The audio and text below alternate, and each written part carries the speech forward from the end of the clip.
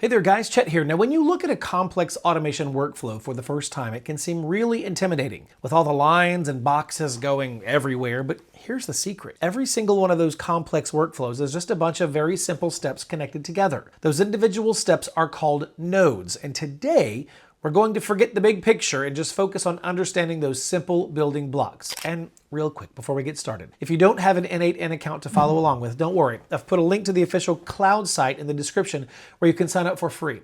And if you'd rather host it yourself to have more control, my step-by-step video guide for that is linked down there as well. So, what exactly is a node? The simplest way to think about it is that a node is one single step in your automation process. If your process is, when I get a new email, save the attachment to Google Drive, then the get new email part is a node and the save to Google Drive part is another node. They are the individual actions that connect together a form of workflow. Visually, each node has an icon for the service that it represents, an input on the left to receive data from a previous step, and an output on the right to send data to the next step. When you click on a node, a panel opens up where you give it instructions, like telling the Google Spreadsheets or telling the Google Sheets node which spreadsheet to use and what data to write. Now, it's important to know that there are two main categories of nodes. Every single workflow must begin with a trigger node. A trigger is the starting pistol, really, for your animation. It's the event that says go and then kicks everything off.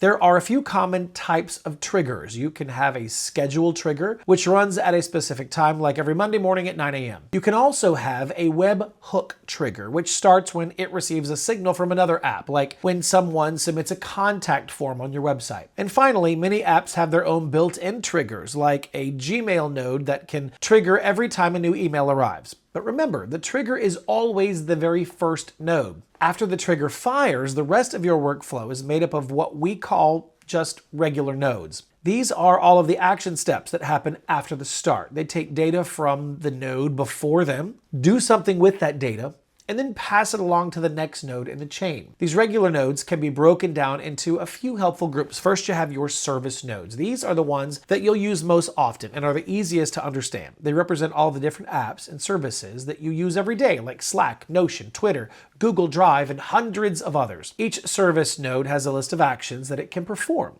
For example, the Slack node can send a message, the Google Drive node can upload a file, and the Notion node can create a new page. You just pick the service you want to use and the action you want it to take.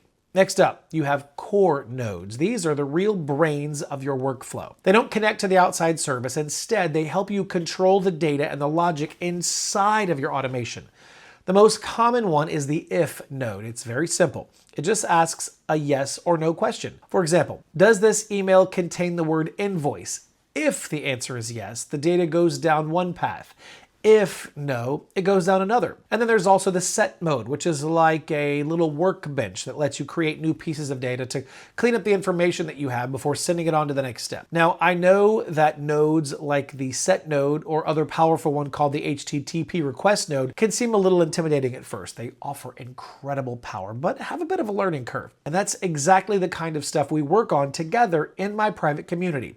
If you want to go beyond the basics and learn how to build really advanced systems with these powerful nodes, I have a complete n8n course inside of my school community. We do live calls and I share exclusive templates that use all of these nodes in powerful ways. The link for that is also down in the description. So to recap, it's really that simple. All workflows start with one trigger node that kicks off based on a schedule or an event. Then you connect a series of regular nodes that perform the actions. You use service nodes to talk to your apps and core nodes to control the logic and flow of your data. Once you understand this basic structure, you can build almost anything that you can put your mind to. All right, that's the end of this video. I hope this makes the whole idea of n8n nodes much less intimidating and a lot more clear. Thanks for watching. I'll see you in the next video.